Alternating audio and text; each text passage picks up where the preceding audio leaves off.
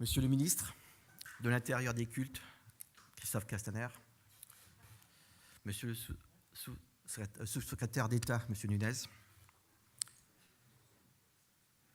Monsieur le Président de la Fondation Islam de France, cher ministre Jean-Pierre Chevènement, Monsieur le Président de l'Observatoire de laïcité, cher ministre Jean-Louis Bianco, Monsieur le Président de l'IMA, cher ministre Jacques Lang, Madame la sénatrice Nathalie Goulet, Son Excellence l'ambassadeur d'Abdelkader Messoua, l'ambassadeur d'Algérie, Son Excellence Monsieur Ismaël Hakkı Moussa, ambassadeur de la Turquie, Son Excellence...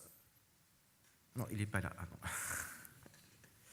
Messieurs les responsables des affaires religieuses de certaines ambassades de l'Arabie Saoudite et de la Turquie, Mesdames et Messieurs les élus, Monseigneur Ibada Duma, secrétaire général et porte-parole de la Conférence des évêques de France, représentant son président Monseigneur Pontier, Georges Michel, secrétaire général de la Fédération protestante de France, représentant son président M. Claverly, le président de l'Union des musulmans de Russie, Abdul Niazov, Monsieur le recteur de la Grande Mosquée, notre doyen des doyens, le docteur Dalil Boubacar, Monsieur les présidents d'honneur, donc Monsieur Dalil Boubacar et Monsieur Moussaoui, Messieurs les vice-présidents, Anwar Kabibash et Shamseddin Hafiz, les membres du bureau du CFCM, du Conseil français du culte musulman, Messieurs les présidents des fédérations musulmanes, Messieurs les élus des CRCM, Messieurs les représentants des opérateurs du halal et du pèlerinage, Messieurs et Mesdames les représentants des médias français et internationaux, Mesdames et Messieurs en vos grades et qualités, chers frères, chères sœurs. Nous avons aujourd'hui l'occasion d'écrire un nouveau chapitre de l'histoire du Conseil français du culte musulman. Un chapitre qui s'impose après 15 années d'existence.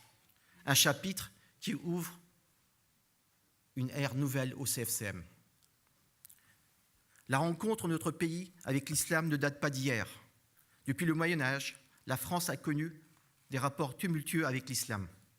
L'islam n'avait pas encore un siècle, lorsque les premiers musulmans débarquent en Corse. Ce qu'on le nomme les Sarrasins ont marqué leur présence dans tout le sud de la France, bien avant la période des croisades. Nous trouvons de nombreux vestiges dans notre patrimoine national qui témoignent de ce fait. Nous pouvons encore aujourd'hui trouver des inscriptions religieuses en arabe sur la pierre de nos certaines cathédrales. La cathédrale de Puy-en-Velay est une belle illustration. Les centaines de mots arabes présents dans notre langue française confirment cette réalité. Sans parler des relations entretenues avec des illustres souverains comme Charlemagne et le calife Haroun el-Rachid, et plus tard, à la Renaissance, François Ier et Soliman le Magnifique. Et durant la Révolution, le général Bonaparte mène la campagne d'Égypte avec des militaires, mais aussi avec un cortège de savants, d'ingénieurs, d'historiens, des botanistes, des artistes et des artisans. Bien plus tard, son neveu, Napoléon III, scellera une amitié avec le grand amir Abdelkader. Mais en 1905, quand intervient la loi de la séparation de l'Église et de l'État, il n'y avait pas de musulmans autour de la table de discussion, car elle ne représentait pas encore la deuxième religion de France. La conquête coloniale, les deux guerres mondiales et beaucoup d'autres occasions participent à ces rapports complexes que la France a entretenus avec le monde musulman. Faut-il par exemple rappeler que le calife Abdülmecid Efendi, dernier calife de l'Empire ottoman, a trouvé asile en France, qu'il a passé les 20 dernières années de sa vie en France. On peut multiplier ces exemples. Toujours est-il qu'il y a encore 15 ans, la présence de citoyens français de confession musulmane était une réalité statistique connue de tous. Désormais, l'islam devenait la seconde religion de France par le nombre de ses fidèles. Les fédérations musulmanes étaient fondées, elles menaient leurs activités. L'État avait des interlocuteurs pour tous les cultes, mais l'État français n'avait pas d'interlocuteur pour administrer le culte musulman. Ce vide institutionnel n'avait rien d'honorable et ne pouvait durer éternellement. L'État a donc pris ses responsabilités. Il a fait le choix de s'appuyer sur les fédérations existantes pour fonder le Conseil français du culte musulman. Dans le contexte de l'époque, les musulmans se sont mobilisés. Les fédérations ont dû subir des pressions pour faire des sacrifices, souvent dans le conflit, afin de répondre à l'appel de l'État, afin de se conformer au projet d'une représentativité du culte musulman dans notre pays. C'est donc une responsabilité partagée. Depuis 2003, les musulmans de France peuvent se retrouver, peuvent discuter, peuvent débattre et même se disputer, mais au moins ils peuvent faire émerger une parole publique sur leur culte de ce pays. Naturellement, chacun se voulait interlocuteur privilégié de l'État. Dans les faits, depuis la création du CFCM, nous sommes obligés de nous concerter avant de pouvoir dialoguer avec les pouvoirs publics. C'est ainsi que le CFCM, au-delà des intérêts des fédérations, a pu travailler dans l'intérêt du culte pour tous les musulmans de France. Je ne dirais pas que ce fut facile. Parfois, ce ne fut forcément efficace. Mais je dirais que ce fut possible et ce fut un début.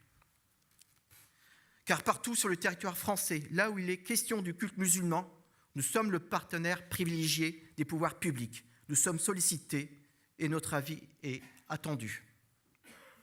Au bout de 15 ans, plus personne ne s'étonne que les musulmans se concertent au CFCM pour annoncer le début et la fin du Ramadan. Dans les administrations, les entreprises, comme dans nos familles, les jours des fêtes musulmanes du CFCM sont devenus un repère pour tous. Là où, autrefois, régnait la cacophonie, là où chacun était renvoyé à des références hors de France, nous avons apporté notre contribution. Nous avons posé notre décision comme référence pour celles et ceux qui ont le souci de la cohésion nationale. Monsieur le ministre, honorables invités, chères sœurs et chers frères, cette concertation autour de dates n'est pas qu'une question de calendrier. C'est un acquis symbolique de maturité où la République, comme l'islam, milite pour un effort de cohésion fondé sur la fraternité. La fraternité musulmane, la fraternité républicaine. Mais bien au-delà du symbole, nous avons activement œuvré en partenariat avec l'État pour organiser les aumôneries auprès de nos militaires dans les corps de l'armée. Nous avons porté nos efforts sur l'ouverture des aumôneries musulmanes auprès de nos malades dans les hôpitaux, tout comme dans le milieu carcéral. En tous ces lieux éprouvants où la détresse et la mort rôdent, nous avons comblé un vide. Nous avons fait en sorte que, à l'instar des fidèles des autres cultes, plus jamais le musulman ne soit abandonné à la solitude face à ses tourments. Cette assistance généreuse que la République offre aux citoyens,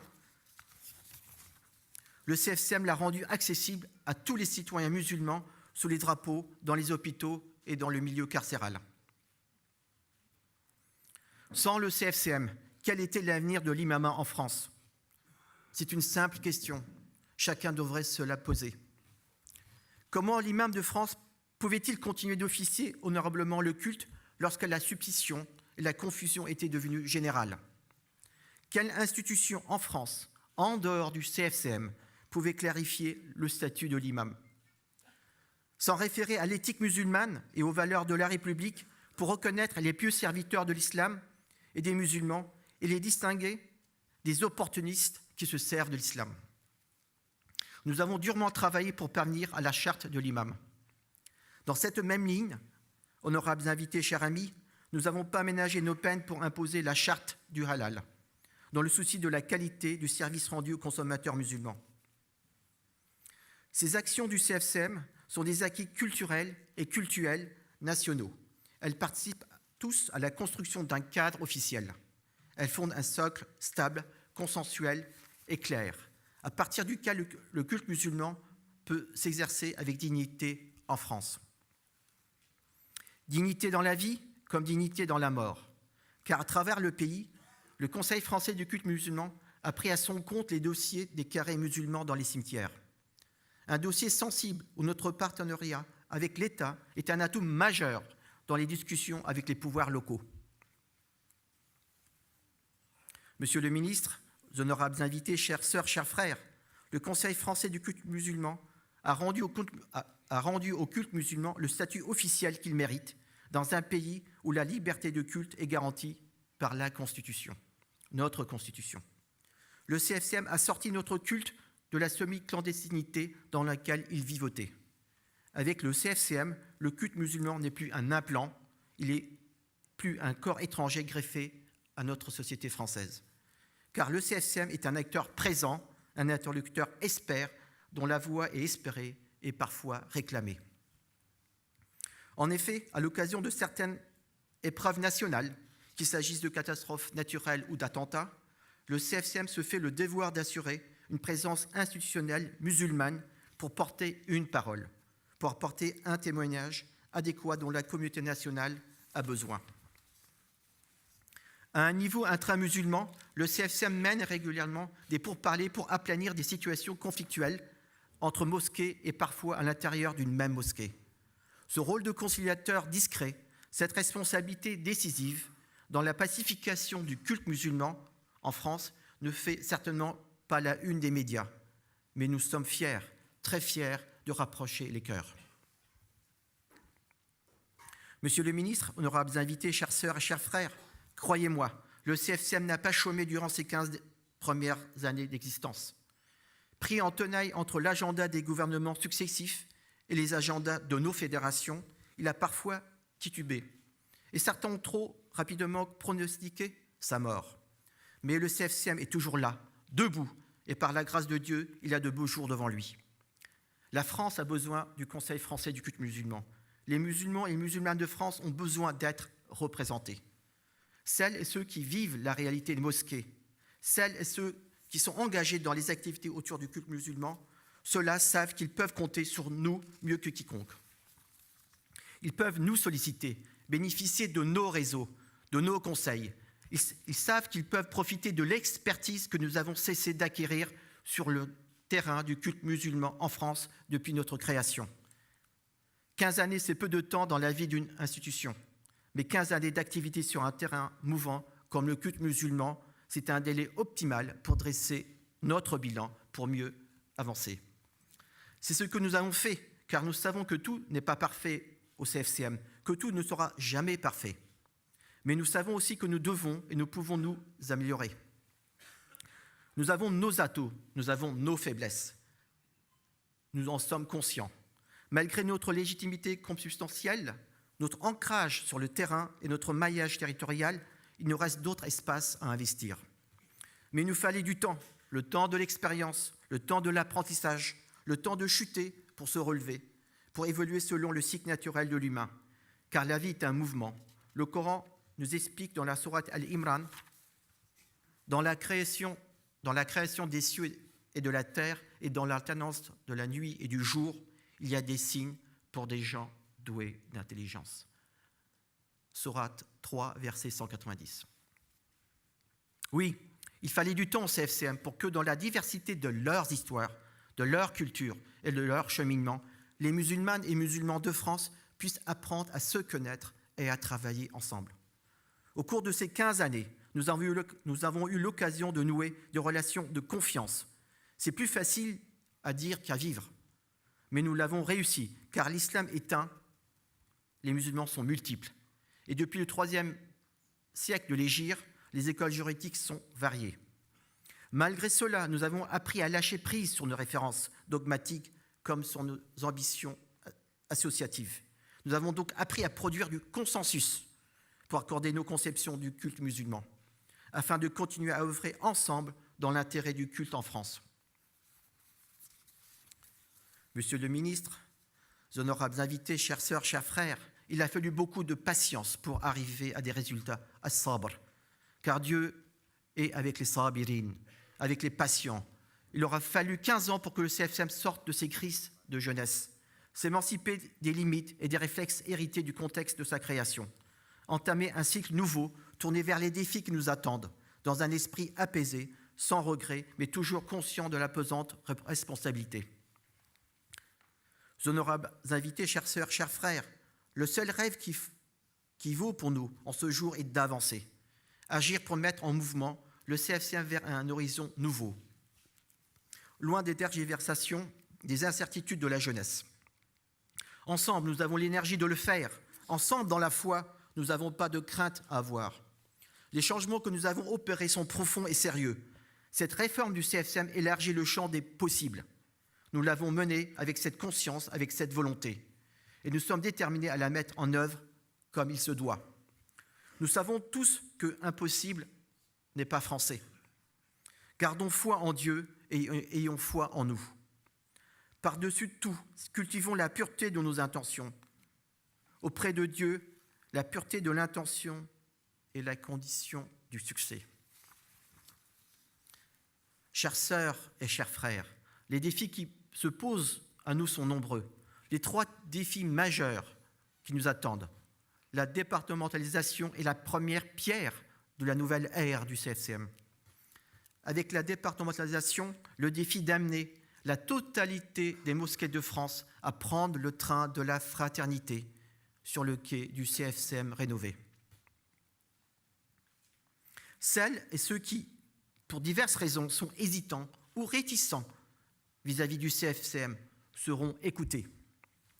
Leur parole sera accueillie avec une bienveillance fraternelle. Et nous faisons un devoir d'apporter des réponses constructives à leur résistance. Notre volonté est claire.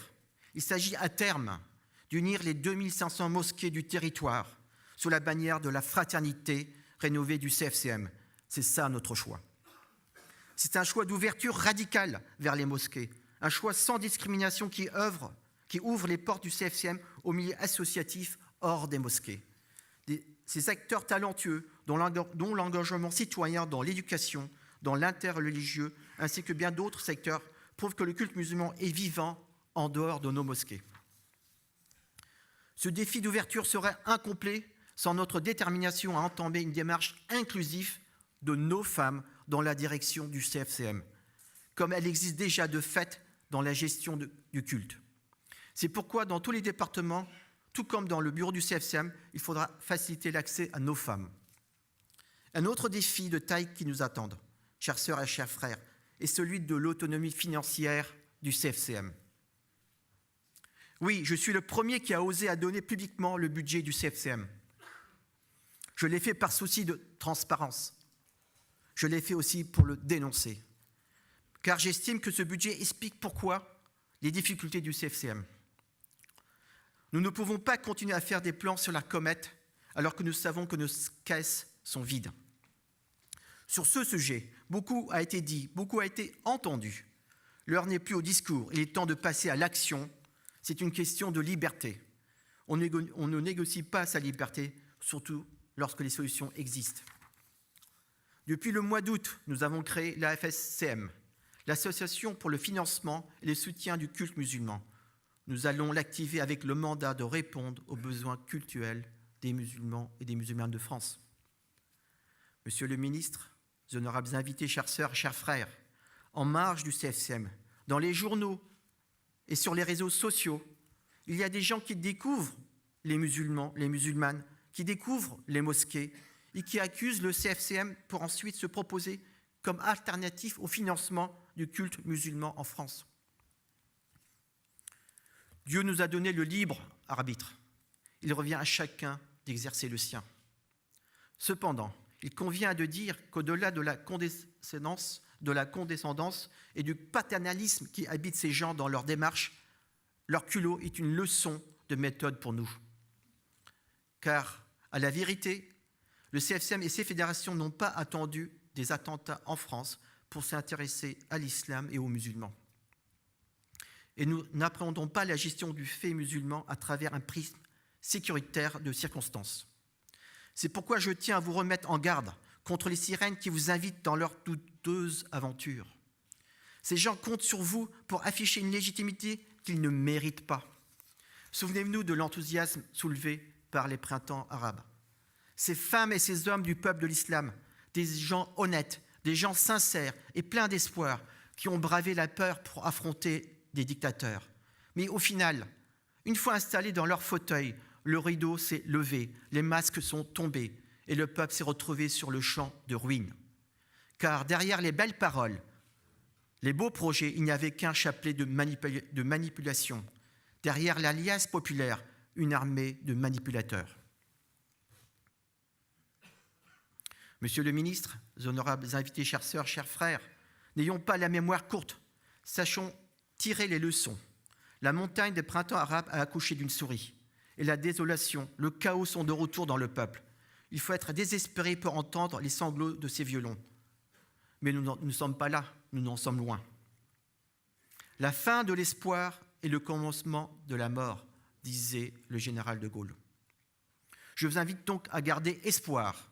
Je vous invite à rester vivant dans la dynamique du CFCM. Sachez que pour moi, aussi leur discours de trader me paraît séduisant pour le chef d'entreprise que je suis. Mais je connais l'éthique musulmane. Je sais que le prophète et ses compagnons qui ne giraient pas par le profit. Cette volonté de marchandiser le culte est loin de nos valeurs. Qu'on se le dise donc, l'islam en France n'est pas un produit coté en bourse et qu'il faudrait soumettre aux méthodes de Wall Street. Ceux qui pensent le contraire ne sont pas des habitués de vos mosquées. Ceux qui n'ont jamais géré une mosquée et qui voudraient gérer l'islam devraient commencer par sortir de leur salon doré pour confronter le terrain de son quotidien.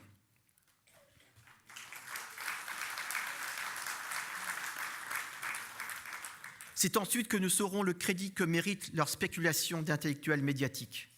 Sans cela, comme disait Robespierre, s'ils invoquent le ciel, c'est pour usurper la terre. Pour l'heure, la mission de la FSCM est de prendre à bras le corps l'autonomie financière du culte musulman en France, en usant les leviers au niveau du halal, du pèlerinage, de la zakat, du waqf et d'autres types de donations que la loi nous permet. Le succès de notre association cultuelle nous permettra de faire face à un autre défi, le troisième défi qui est posé au CFCM, la formation de nos imams, de nos aumôniers, de nos cadres religieux et de nos enseignants. Autrefois, le musulman de France venait de l'étranger. C'était l'époque où l'islam était associé au mythe du retour au pays d'origine.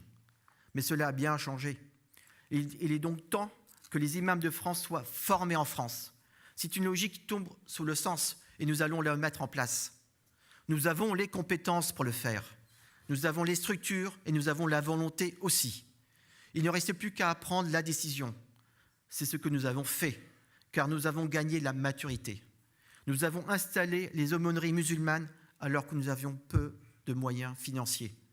Quand nous aurons maîtrisé le dossier financier, la formation de nos imams sera notre priorité. Le public de nos mosquées a évolué. L'imam suivra le mouvement. Il en va de l'avenir du culte musulman en France. Monsieur le ministre, honorables invités, chères sœurs, chers frères, j'aimerais conclure en deux mots sur la réforme de la loi 1905. Cette loi de la laïcité française, 43 ans avant les droits de l'homme, est une loi pour le droit du croyant, une loi pour tous les cultes en France. Et si demain, le 10 décembre, nous célébrons les droits universels de l'homme, ce document de portée mondiale signé ici à Paris, permettez-moi que je rappelle que la loi de la laïcité fête aujourd'hui, le 9 décembre, c'est 113 ans. Le débat en cours sur sa réforme n'est donc pas une surprise.